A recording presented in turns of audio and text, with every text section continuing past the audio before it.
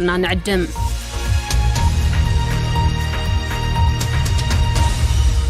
كون سجنتا BBC أفان أوروموتي نولين ترا.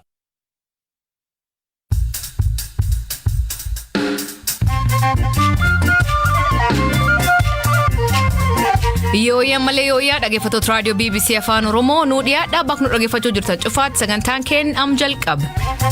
Namoonni labsii yeroo muddamaatiin wal qabatee to'ataman gadhiifamuu qaban jedhu Komishinii Mirga Namoota Itoophiyaa. Dirqama kana keessatti immoo namni balleessaan hojjetin yookiin yakkan hojjetin keessatti qabamuu danda'a. Namni akkasii dafee qulqullaa'ee yeroo akka gadhiifamu kan gaafannu jechuudha yeroo baay'ee. Lammiin Itoophiyaa hidhattootuutiin qabame eenyu ees jira? Dooniin yeroo xumuraaf irra hojjechaa ture kan United Arab Emirates'idha.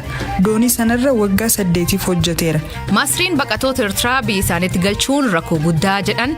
Kanaaf oduu dabalatan waliin tura an asli galgalo.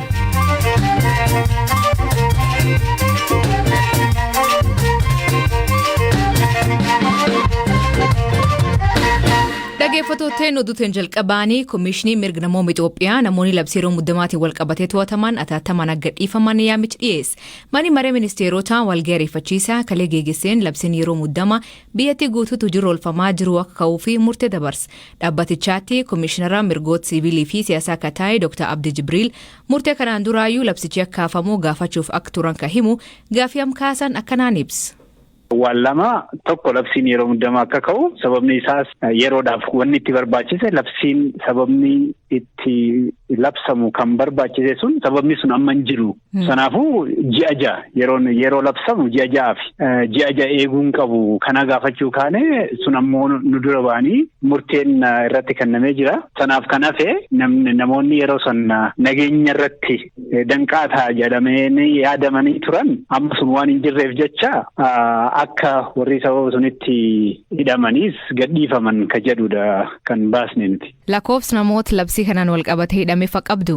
Akkasitti hin beeknu as durallee akka wal qunnamnetti bakka deemnee jira. Bakka immoo itti dhiyaannee lakkoofsa hanganaatu jira jedhamee beekni adda baafannee beekne hin qabnu. Tokkoffaa itti dhiyeenya hin arganne jechuudha. Bakka deemnee hayyaman arganne yookaan gaafachuudhaaf odeeffannoo gahaa qaama ilaallaturraan arganne. Namoonni labsii yeroo muddamaa kanaan wal qabatee hidhaman akka gadhiifaman gaafachaa jirtanii asiin duraalee akkanum namoonni hidhaman haa gadhiifamanii yookiin immoo murtii dhiyaatanii jettanii dabarsitanii jijjiiramee uumaatu jira? Jijjiiramni jira dhugaadha kan nutillee asirratti ibsa baasnee turre keessaa'uu dubartii nama umriidhaan jaarsolii ta'an akkasuma namoota tokko kan fayyaa guutuu hin qabaanne fi nama qaamaan miidhaa qaban keessattuu kanarratti xiyyeeffachuudhaan namoota keessaa akka gadhiisan gaafachaa turre sun ta'ee mootummaallee nu dhaga'ee namoota sun gadhiisuu jalqabee ture. Durumaan otoo labsiin yeroo muddamaatuun ka'in yookaan ka'uudhaaf hin murtaa'in jechuudha. Ammallee gaachitti hin dhaabnu namni hidhamaa ture akka labsii yeroo muddamaatti otoo mana murtiitti hin dhiyaatin turuu danda'a. Labsiin yeroo muddamaan jiraanne immoo xaatii 48 keessatti mana murtii dhiyaachuu qaba. Mootummaan dirqama qaba nagaa eegsisuudhaaf, mootummaan dirqama qaba lubbuu namaa eegsisuudhaaf, qabeenya namaa eegsisuudhaaf dirqama mataa isaati. Dirqama kana keessatti immoo namni balleessaan hojjetin yookiin yakkan hojjetin keessatti qabamuu danda'a. Namni akkasii dafee qulqullaa'ee yeroo akka gadhiifamu kan gaafannu jechuudha yeroo baay'ee. Hidhaan namaa daldal taatee jirti jedhanii namoonni biirra dubbifnu keessattuu erga labsiin yeroo muddama kun labsame maallaqa kaffaluuf nama hidhanii jedhan. Kan irraa waan qoratan qabdu? Kun odeeffannuma jiru. Waanuma mootummaalleen amanuu jechuudha yoo dhageesse ta'e. Muummichi ministeeraa kanarratti namootni hattuun akka jiraatan labsii yeroo muddamaatiin nama walitti hin dhiyaanne yookiin walitti dhufeenya hin qabne akka hidhamanii fi namoonni kun kan hidhaman ammoo qaama nageenya eegsisuurraa naamusa dhabuurraan akka ka'e kun sadarkaa olaanaatti sadarkaa muummicha ministeeraatti waan amaname jechuudha. Namoonni siyaasaa akka gammaa gad hin dhiifamin jiru. Namoonni kun ba'uu baannaan akkamiin mariin biyyaalessaa bu'a qabeessa ta'uu danda'a jedhanii namoonni gaafachaa jiru. Isan yaadi keessan maani? Yeroo hunda namni tokko yakka hojjetee ragaan itti dhiyaatee mana murtiitti himannitti himatamee gaafatamuu hin dandeenye yeroo hundaa'u kanuma jennu namni mana hidhaa turuu hin qabu, qabamee turuu hin qabu, gadhiifamuu qabudha yeroo hundaa'u kan jennu.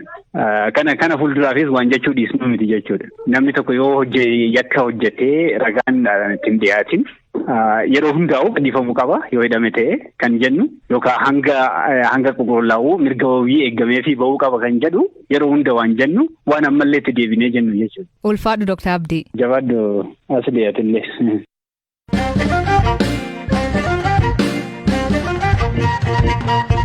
Doonii United Arab Emirates irraa ogummaa teknikaan hojjetaa akka ture lameen Itoophiyaa Ayyaanachoo Makoneen torbaanotaan dura garee hidhattoota Huutiin erga gurameen booda nageenyummaa isaaf baay'ee akka yaaddaan maatiin himan.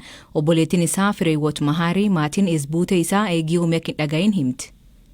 የመጨረሻ ጊዜ ሲሰራበት የነበረው መርከብ የአረብ ኤምሬት መርከብ ነው። እዛ መርከብ ላይ ዶኒን yeroo xumuraaf irra hojjechaa ture kan United Arab Emirates dha. Doonii sanarra waggaa 8 hojjeteera. Garana dhufuuf yeroo muraasatu isa hafee ture.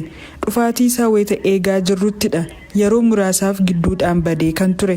Duraan yoo xiqqaate haadha warraasaaf dafee bilbilaafi ture. Erga sagaleensaa yeroo dheeraaf dhabamee haati warraasaa dhiphachaa osoo jirtuu oduun garee hidhattoota Huutiin qabamuusaa dhagahame. Ofiisaatii bilbilee garee Huutiin akka ugguramee jiru hime. Yeroo jalqabaaf kan bilbile akka lakkoofsa Itoophiyaa gaafa guyyaa 9 ji'a 5ffaa 2014 dha. Namoota dooniirra waliin hojjetan 11 waliin handaara magaala Sana'aatti hidhamee jiraachuu hime. Namoota 11 keessaa 7 lammiilee Philippines kaan Hindoota. Namoota qabaman kunneen mootummaan biyya isaanii hordoffii gaarii gochaa fi akka jiru hime. Isaafis mootummaan gargaarsa akka godhu akka haati warraasaa tattaafattu itti hime. Eessa akka jiru baruuf waan dandeenyu hunda gooneerra. Embaasiin Itoophiyaa Yemen waan hin jirreef argachuuf baay'ee nu dhiphiseera. Mana hidhaa biyyattii keessa jiru hunda gaafanneerra. Hin jiruu nuun jedhan. Wanti gochuu dandeenyu karaa IOM barbaaduudha. Isaanirraa odeeffannoo fudhannee itti deemuuf yaanneerra. Erga qabamee boodallee haadha warraasaaf bilbilee ture. Bakka duraan itti uggurameerraa gara iddoo biraa akka geeffame himeera. Bakka jiru garuu sirriitti adda baasee hin beeku. Lammiileen biyyoota kaanii ba'uuf haalduree isaan barbaachisu xumuruu fi kansaa qofti akka hafe himee jira. Warri ugguran ammoo hunda bakka tokkotti gadhiisu malee adda addaatti baasuu diduu isaanis dubbateera. Wayita bilbilu garuu bakka jirutti rakkoon akka irra ga'e hin dubbanne. Warri ugguranis maal akka barbaadan hin barre. Maatii keessan beeksisaa qofa akka jedhan hime. Waggoota 7 dabraan wal waraansa akkasumas falmii biyyoonni addunyaa gugurdoon olaantummaa argachuuf taasisan jidduutti akka hin jirre kataatee Yaman garee waraana Saudi Arabiyaan durfamuu fi finciltoota Iraaniin deeggaraman jidduu walitti bu'iinsi jiru hammaatee itti fuufi. Finciltoonni Huutii dooniin sun meeshaalee waraanaa faattee jedhe. UAE'n ammoo doonii sunitti fe'amee ka ture meeshaalee tajaajila fayyaa akka ta'e ibsaa turte. Doonii kan hirka ture Ayyaanachoo Makoneen dooniirra hojjechuun waggaa 7 dabarsee jira. Dhaabbata am keessa hojjetuun alaatti dhaabbileen imal galaan irra hojjetan garaagaraa keessa ogummaa isaatiin qacaramee hojjetaa ture.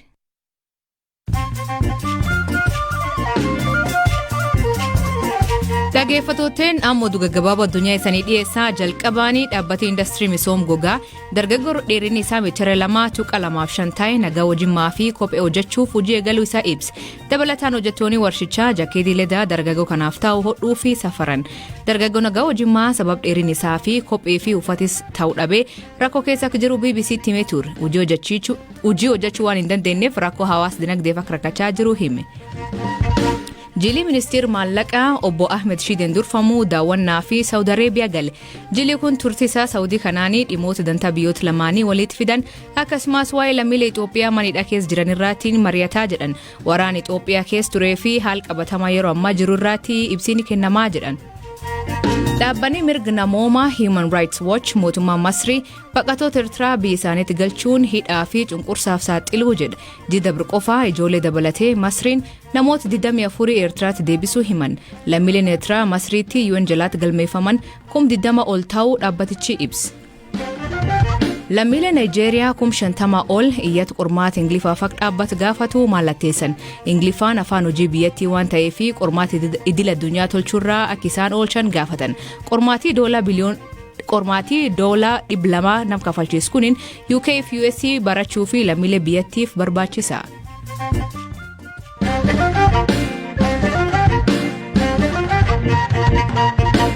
Godin Baalee magaal Gasaraatti dhalatee ka guddate Kamaal Abdallaa dargaggeessa dhaabbata miti mootummaa hundeessuun Itoophiyaa dabalatee biyyoota bira keessatti dargaggootaaf carraa daldalaa fi hooganummaa dhiyeessaa jiru. OS Foundation dhaabbatii biyya Taayilaanditti bara 2014 eegalee hojii gargaara hojjechuun milkaa'ina guddaa argachuu himan. Dargaggoonni Afrikaa kanneen bakka biraatiin walitti dhufuun muuxannoo fi yaada jijjiiratan caams keessaa fooramii Finfinneetti geggeeffamuu qopheessaa jira. Dhaabbata kan hundeessuuf ka'umsi maalirraa ka'ee himuun eegala.